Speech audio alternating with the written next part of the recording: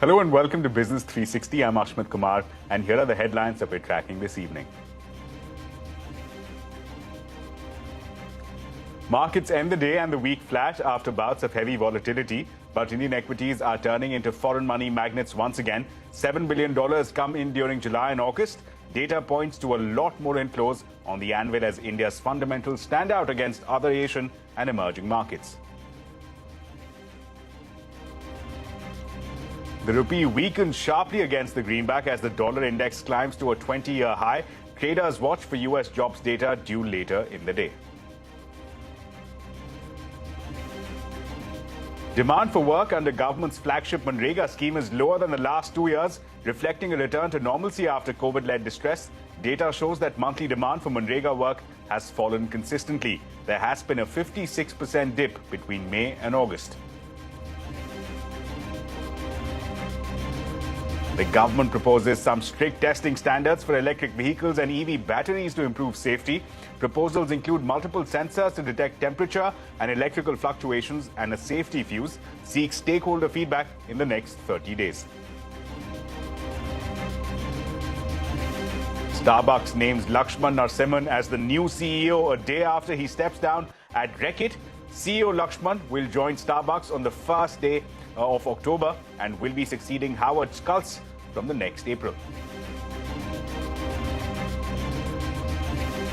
13 bidders enter the race for a minority stake sale in NTPC Green Energy. Sources say bidders include Canadian Pension Fund, Petronas, Brookfield and ArcelorMittal, and add that NTPC is hoping for 2,000 crore rupees through the sale before it looks at listing the subsidiary. Prime Minister Narendra Modi commissions India's first indigenous aircraft carrier, INS Vikrant. The 43,000-ton warship, which costs 20,000 crores, is the largest to be built in India and puts India on par with 5 other countries that can build their own aircraft carrier.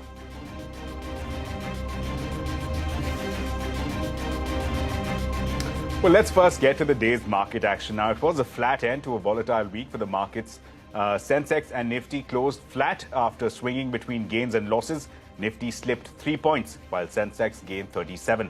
Mid-cap index gained for 11th consecutive week despite falling by over 100 points. Anuj Singhal is joining us now with a quick market wrap. Extremely volatile session today, Anuj. Well, the day was quite volatile, as has been the case with the entire week. Even though it was a truncated week, the markets made some big moves this week.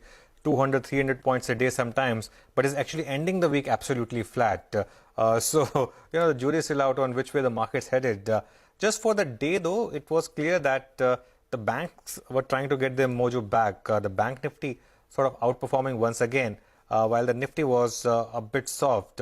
HDFC Bank, Kotak, Axis, SBI, these were the kind of names which did well in trade today. On the downside, of course, you had some of these auto names where there was some profit taking, like Hero MotoCorp, Maruti as well. Reliance has been a bit of a problem for the market. Infosys as well, that also was a bit soft. So these are a few stocks which sort of dragged the markets. In the F&O space, there were some big gainers like Astral, India Mart, and of course Adani Enterprises. All in all, as I said, the jury is still out on whether the bulls or the bears have a control on this market. As of now, both are trying their best.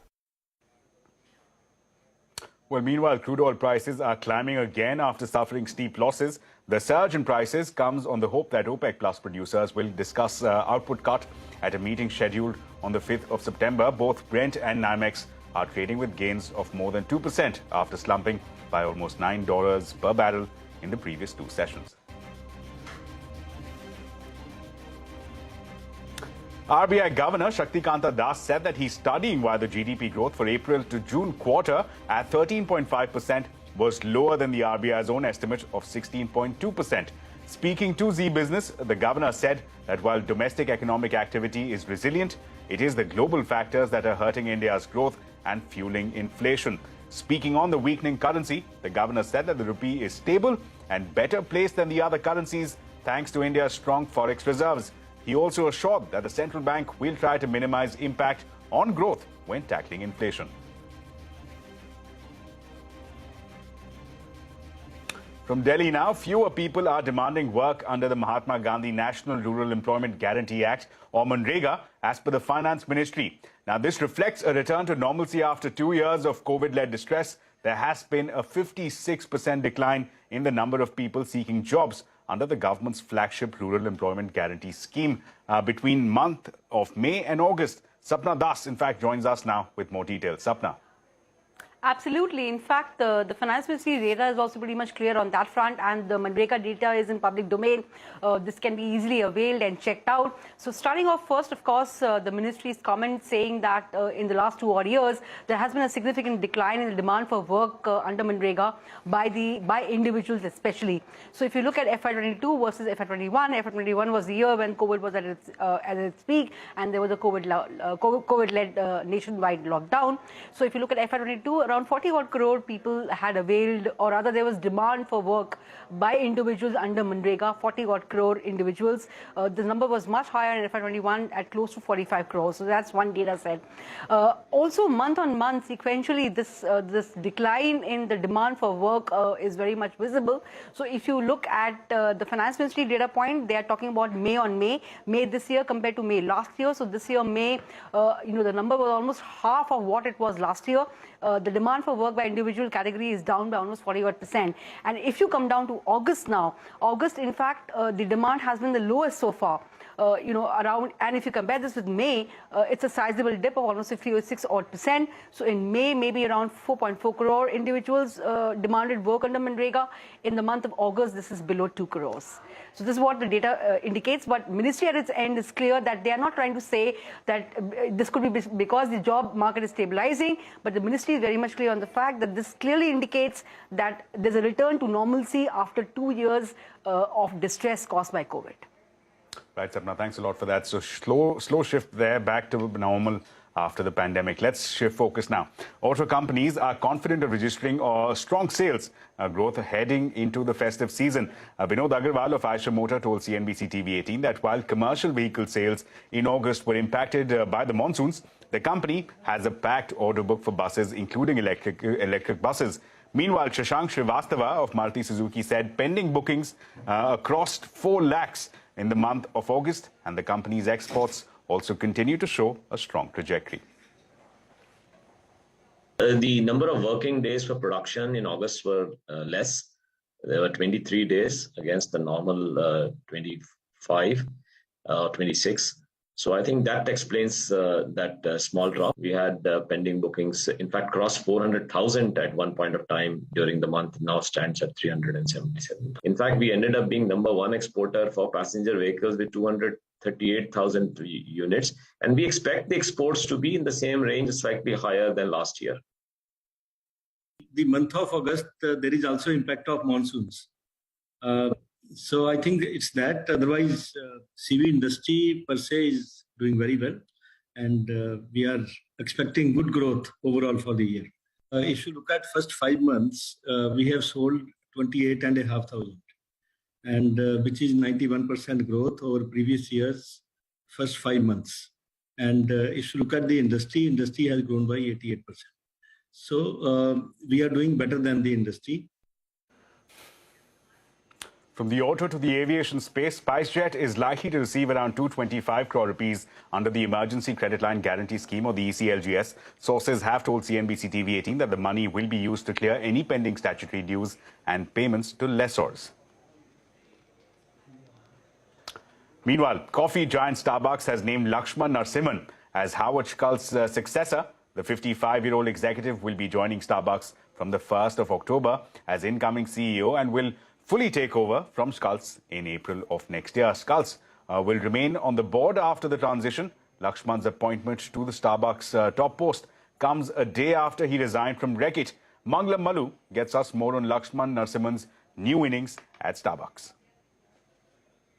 Lakshman Narasimhan is a sought-after man. When he announced his unexpected exit from Reckitt, the stock fell about 5%, and everyone was wondering what's brewing. Well, tell you what's brewing. He is the new Starbucks CEO. He will succeed the interim CEO and founder Howard Schultz from April 1, 2023. He joins Starbucks on October 1, 2022 as incoming CEO. So he takes over as CEO only from April 1st, 2023. Prior to joining Starbucks as CEO, he of course was the CEO of Reckitt Benckiser, where he was appointed on September 1, 2019 itself. So in 3 years, his key achievement was to navigate Reckitt through the pandemic itself. He's also held various leadership roles at PepsiCo. In fact, on a side note, when he was the CEO of PepsiCo Latin America, he actually went ahead and struck a deal with Starbucks itself. So now it's a bit of a full circle. Let's talk about this star's bucks now. His base salary will be $1.3 million, then cash incentive of 200% over this base salary, and joining bonus, he gets about $1.6 million as well. The important things he has to watch out for in Starbucks Global, the challenges and multiple opportunities. The first one is bringing business back post-COVID. Of course, a lot of the to-go sales have met pre-COVID levels, but overall business has been under pressure post-COVID, especially on account of inflation and rising costs. Other couple of factors that he'll be working on: worker unionization effort that has been taking place at their Buffalo, New York, area. So that is something he'll have to navigate through. And on account of that, there was higher employee turnover as well. Navigating competition is something that he'll have to manage to keep Starbucks relevant, and growing presence in other geographies. Will India be included in that or not is something we will have to watch out for. While he was, a part of this list earlier itself, he keeps his place in this illustrious, ever-growing and elite list of global business leaders of Indian origin, joining the likes of Sundar Pichai, Sandeep Kataria, Arvind Krishna and Shantanu Narayan. Now, a quick check of the court corner. The Supreme Court agrees to hear a public interest litigation seeking measures and guidelines for population control, has issued a notice to the centre. The PIL cited overpopulation as a violation of fundamental rights. India is the world's second most populous country. The court, however, rejected a public interest litigation which sought to make Sanskrit a national language, slamming the petitioner for seeking publicity. The court said that the parliament is the right forum for addressing the issue. The Supreme Court also refused to hear and entertain a PIL seeking probe into the killings of Kashmiri Pandits and Sikhs in Kashmir Valley between 1989 and 2003. The court suggested that the petitioner withdraw its application and raise its grievances before the central government.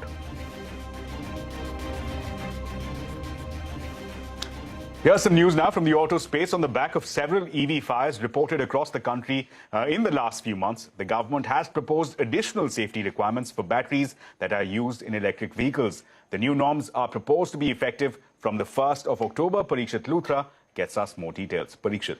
Well, yes, there was an expert panel comprising of officials of DRDO as well. This was way back in March when there were 7 to 8 EV fires that were reported. Now, that panel came out with conclusions about why these fires took place in each of the scooters and also recommended changes to our testing criteria.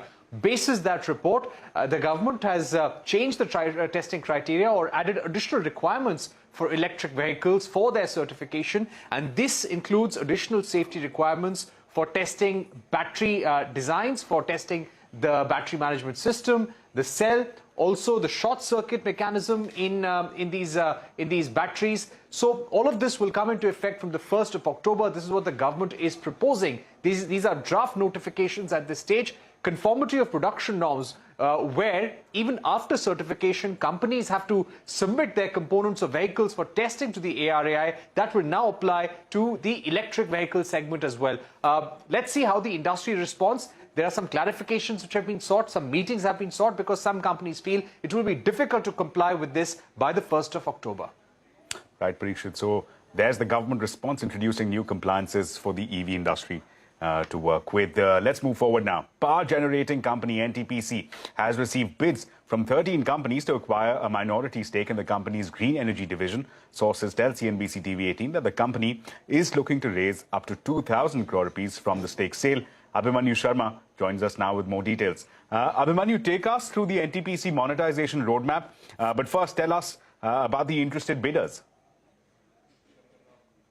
where ArcelorMittal, Brookfield, Canadian Pension Fund, NIF are among the bidders as far as the 13 bids are concerned for NTPC's green energy stake sale. It remains to be seen how these bids will be considered and what will be the amount of stake which will be divested as NTPC Green Energy remains open to raising up to rupees 2,000 crores as equity and remains open to stake sale between 5% to 26%. Also, NTPC is looking forward for listing of various of its subsidiaries, be it NIPCO or NVVN. Also, NTPC is looking at the possibility of selling off its non-core assets, particularly in the fertilizer domain. NTPC, what sources have indicated that NTPC is not going to launch any greenfield coal thermal power plant. However, it's also not going to close down any thermal power plant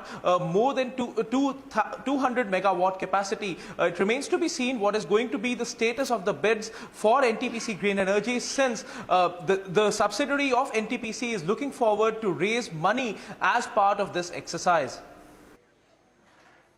Right, Abhimanyu.